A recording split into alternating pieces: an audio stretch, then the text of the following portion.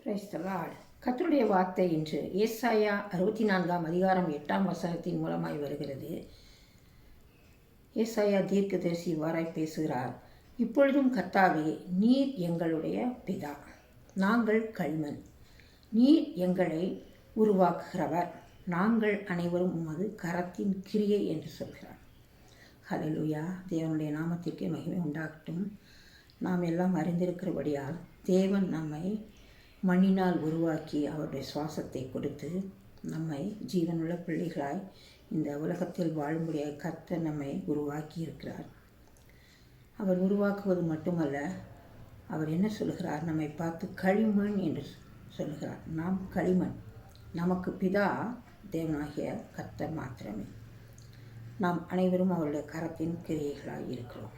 ஆனால் நாம் எதையும் தானாக செய்துவிட முடியாது. உலகத்தில் இருக்கிற நம்மை பெற்றெடுத்த தந்தை எப்படி நம்மளை பெற்று ஆளாக்கி நம்மளுடைய தேவைகளை சந்தித்து அவர் தமது கடமையை செய்து நம்மை இன்னும் அவர் பார்த்து கொண்டிருக்கிறாரோ, அதை காட்டிலும் மேலான நம்முடைய தேவன், நம்மை உருவாக்கின நம் ஆண்டவர் நம்மோடு கூட இருக்கிறார். நம்மை கவனித்து கொண்டிருக்கிறார், நம்மை போஷித்து கொண்டிருக்கிறார், நம்முடைய தேவைகள் எல்லாவற்றையும் சந்தித்து கொண்டிருக்கிறார்.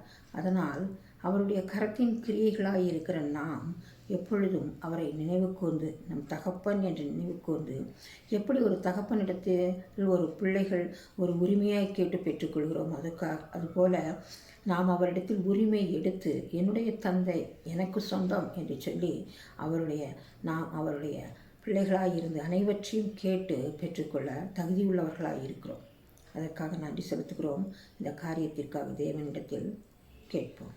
கர்த்தராகிய தேவனே, நாங்கள் களிமண் என்பதை நினைக்கிறோம் இயேசுப்பா. அப்பா, நீர் எங்களை படைத்தவர், நீர் எங்களை உருவாக்கினவர். ஆண்டவரே, எங்களுடைய எல்லா தேவைகளையும் எங்களுடைய எல்லா காரியங்களையும் உருவாக்கி கொடுக்கிற தேவனாக இருக்கிறீர் இயேசுப்பா.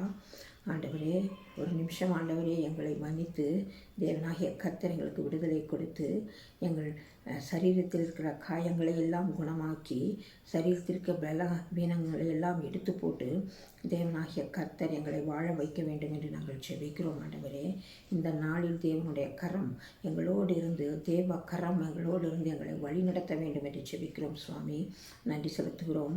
நீர் எங்களை கைவிடாத தேவன். நான் உன்னை விட்டு விலகுவதும் இல்லை, உன்னை கைவிடுவதும் இல்லை என்ற வார்த்தையின்படியாய் எங்களை விட்டு விலகாமல் எந்த காரியத்திலும் கைவிடப்பட்டு திக்கற்றவர்களாய் நிற்காதபடிக்கு தேவன் ஒவ்வொரு நிமிஷம் எங்களோடு இருந்து பாதுகாத்து கொள்ள வேண்டும் என்று ஜெபிக்கிறோம். கர்த்தர் தாமே எங்கள் ஒவ்வொருவரையும் ஆசீர்வதிப்பீராக. நன்றி சொல்கிறோம். இயேசு கிறிஸ்துவின் இணையற்ற நாமத்தில்